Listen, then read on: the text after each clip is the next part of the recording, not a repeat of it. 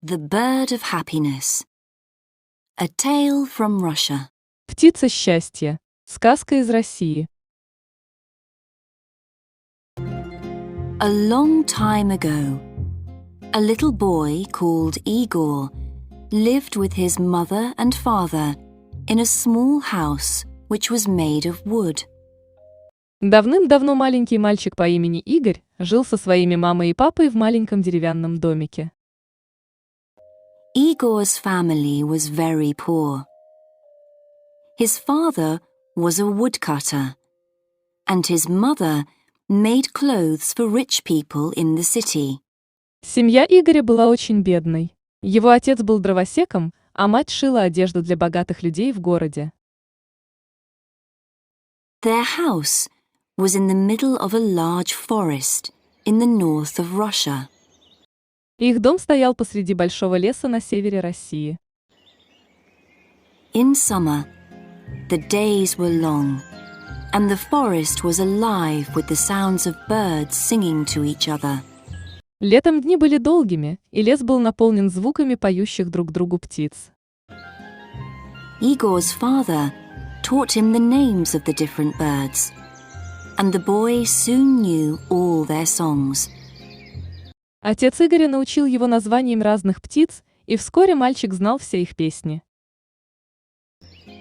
But in winter, the days were very short, and there was deep snow everywhere.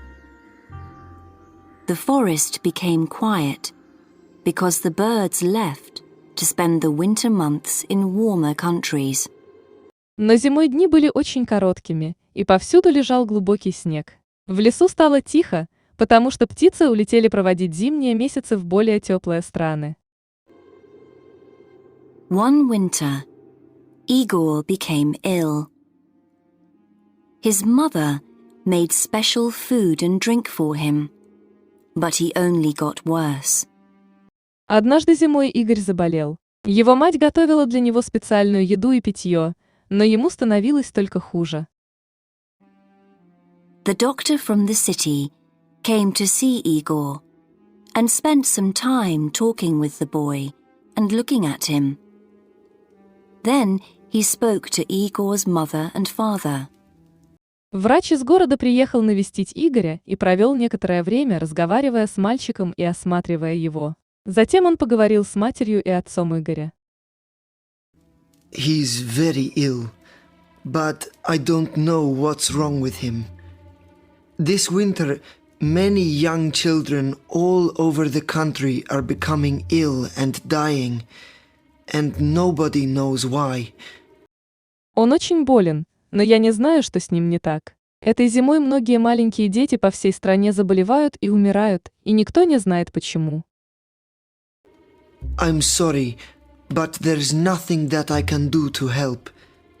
Give him lots of good things to eat and make sure that he gets lots of sleep. Мне жаль, но я ничем не могу помочь. Давайте ему побольше вкусной еды и следите за тем, чтобы он как можно больше спал. During the next few days, Igor got worse. He became iller and iller. He spent all day in bed and became bored with his toys. В течение следующих нескольких дней Игорю становилось хуже. Ему становилось все хуже и хуже. Он проводил весь день в постели, и ему наскучили его игрушки. His father brought him little things from the forest to try to make him forget that he was ill, but he was not interested in anything. Отец приносил ему из леса всякие мелочи, чтобы попытаться заставить его забыть о том, что он болен, но его ничего не интересовало.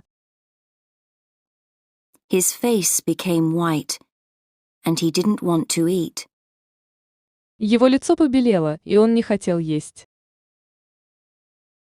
Sometimes at night, he had a fever, and then he dreamt that he was flying above the forest, looking at his family's little house far below him. Иногда по ночам у него поднималась температура, и тогда ему снилось, что он летит над лесом, глядя на маленький домик своей семьи далеко внизу. One morning, after a very bad night, Igor woke up and found his father looking at him. Is there anything that you want? Said his father. Однажды утром после очень тяжелой ночи Игорь проснулся и увидел, что отец смотрит на него.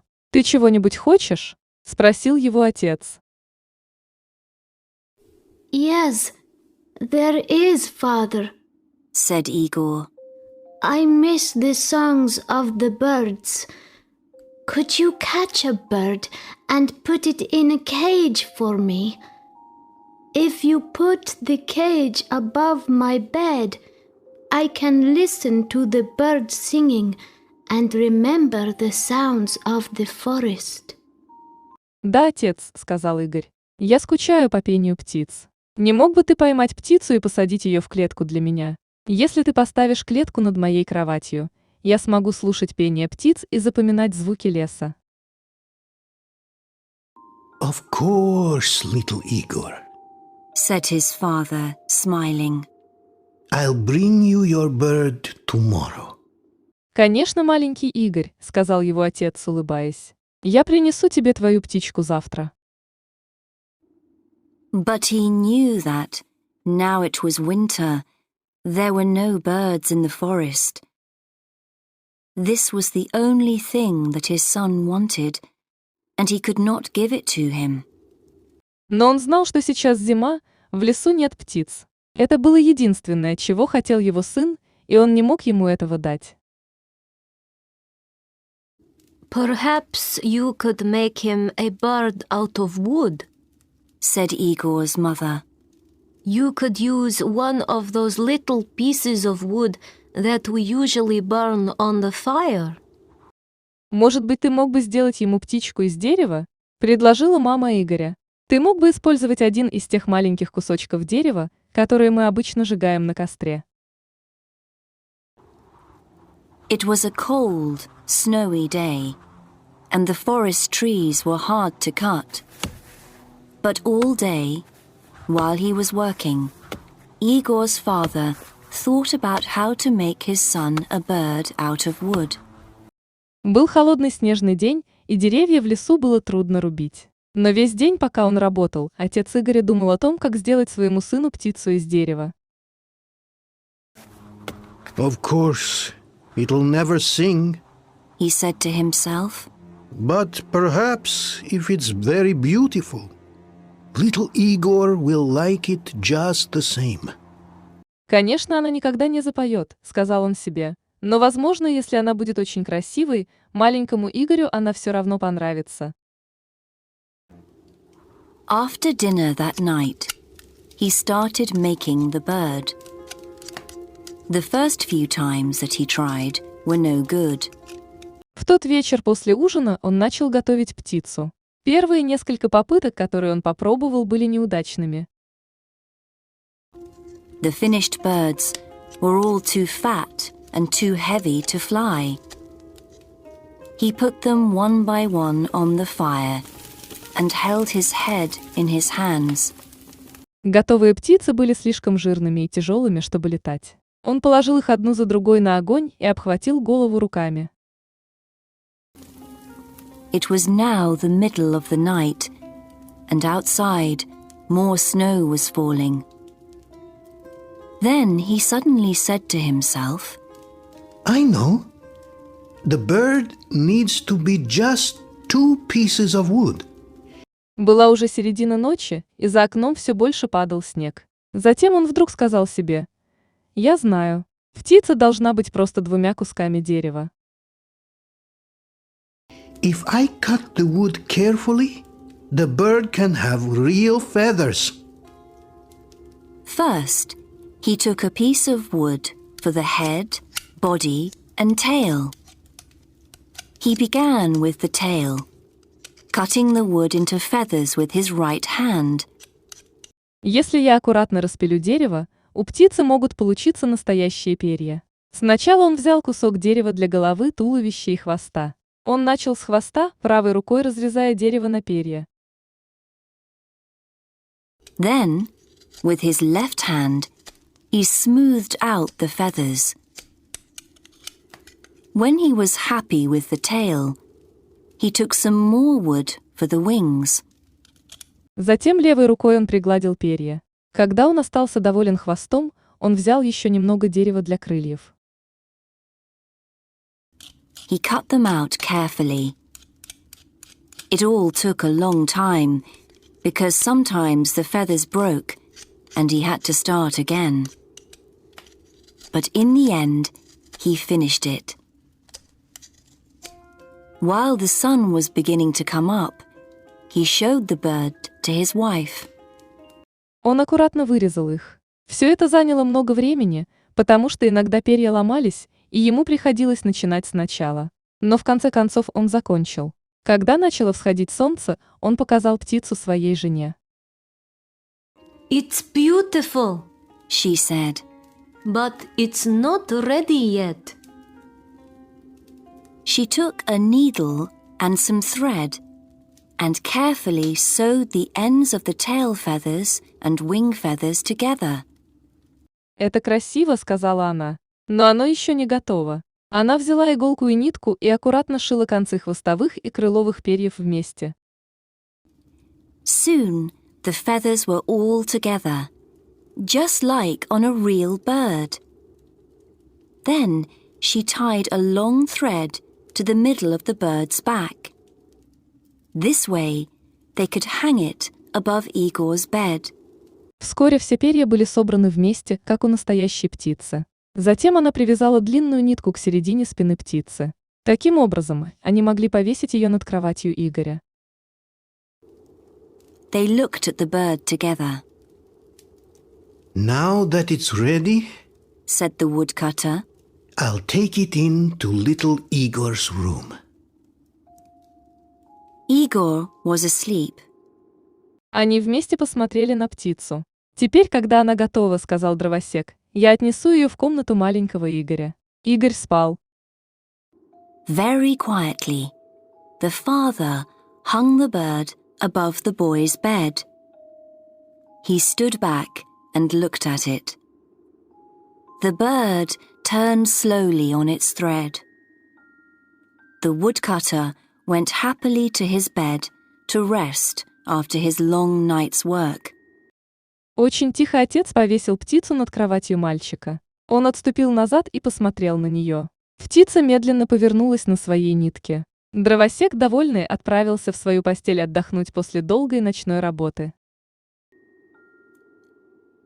Later that morning, he went back into Igor's room. The bird was turning slowly above Igor's head. His son was watching the bird carefully. There was a light in his eyes for the first time in many weeks. Позже тем утром он вернулся в комнату Игоря. Птица медленно кружилась над головой Игоря. Его сын внимательно наблюдал за птицей. Впервые за много недель в его глазах появился свет. It's beautiful, father. Said Igor. Thank you. But I've never seen a bird like it before in the forest. What's it called? «Это прекрасно, отец», — сказал Игорь. «Спасибо тебе, но я никогда раньше не видел в лесу такой птицы. Как она называется?» That's a good question. I'll find out and tell you later. Это хороший вопрос. Я выясню и расскажу тебе позже. The next morning, when the woodcutter went into his son's room, he found the boy sitting up in bed, trying to touch the bird. На следующее утро, когда дровосек зашел в комнату своего сына, он обнаружил, что мальчик сидит на кровати и пытается дотронуться до птицы. The last time that Igor sat up in bed was many weeks ago. He thought. So, what's it called, father? The boy asked. I'm still not sure. His father replied. В последний раз Игорь сидел в постели много недель назад, подумал он. «Так как же это называется, отец?» — спросил мальчик. Я все еще не уверен, ответил его отец. That night, Igor's father went into his son's room and he quietly made the thread a little shorter. Now the bird was hanging a little higher above Igor's head. В ту ночь отец Игоря зашел в комнату сына и тихонько укоротил нить. Теперь птица висела чуть выше над головой Игоря. 3 days later, he found Igor kneeling on the bed, trying to touch the bird. His hand was very near it. 3 дня спустя он обнаружил Игоря, стоящего на коленях на кровати и пытающегося дотронуться до птицы. Его рука была совсем рядом с птицей. Have you decided on the name of my bird, father? Igor asked. Not yet, my son. I'll tell you later. His father replied. «Ты уже решил, как назвать мою птицу, отец?» – спросил Игорь. «Пока нет, сын мой. Я расскажу тебе позже», – ответил его отец. Again, the father went at night into his son's room and put the bird a little higher. 5 days later, Igor was standing on the bed and nearly touching the bird. Отец снова зашел ночью в комнату сына и положил птицу чуть повыше. 5 дней спустя Игорь стоял на кровати и почти касался птицы. Father, help me. I want to make it go round, He said. Go on trying. It's not as high as you think. Replied his father. And when will you tell me its name? Very soon, my son.